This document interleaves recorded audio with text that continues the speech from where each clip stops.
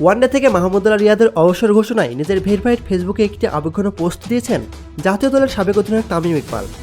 ভবিষ্যতের জন্য মাহমুদুল্লাহকে শুভকামনা জানিয়ে তিনি লিখেছেন, বর্ণাঢ্য আন্তর্জাতিক ক্যারিয়ার শেষ করার জন্য অভিনন্দন রিয়াদ ভাই।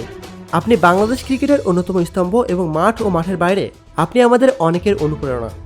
আপনার সঙ্গে ড্রেসিং রুম শেয়ার করার স্মৃতিগুলো মনে পড়বে। দেশের ক্রিকেটে অবদানের জন্য আপনাকে ধন্যবাদ এবং আগামী দিনগুলোর জন্য শুভকামনা। মাহমুদুল্লাহ রিয়াদের বিদায়ে থেমে থাকেনি সাকিব আল হাসানও।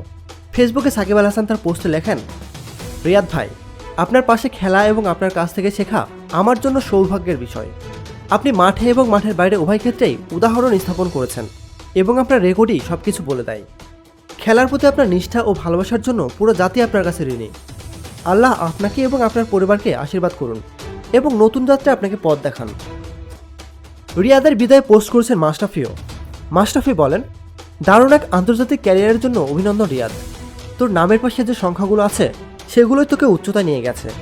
আমরা জানি দলের তোকে কতটা প্রয়োজন ছিল এবং তোরা কতটা ভাগ হয়ে দলের জন্য খেলেছিস।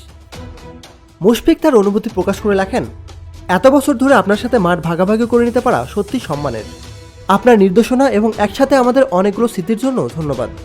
জাতির জন্য যা করেছেন তাতে আমরা অত্যন্ত গর্বিত। মাহমুদুল্লাহ রিয়াদ আগেই টেস্ট ও আন্তর্জাতিক টি-20 থেকে সরে দাঁড়িয়েছিলেন। এবার ওয়ানডে থেকেও বিদায় নিলেন তিনি।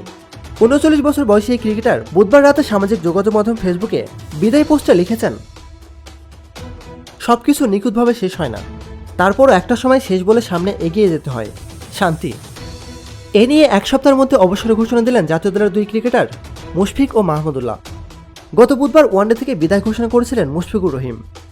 প্রতিনিয়ত খেলাধুলার আপডেট জানতে খেলাযোগ টিভির সাথেই থাকুন। এতক্ষণ আমাদের সাথে থাকার জন্য আপনাকে জানাচ্ছি বিশেষ ধন্যবাদ।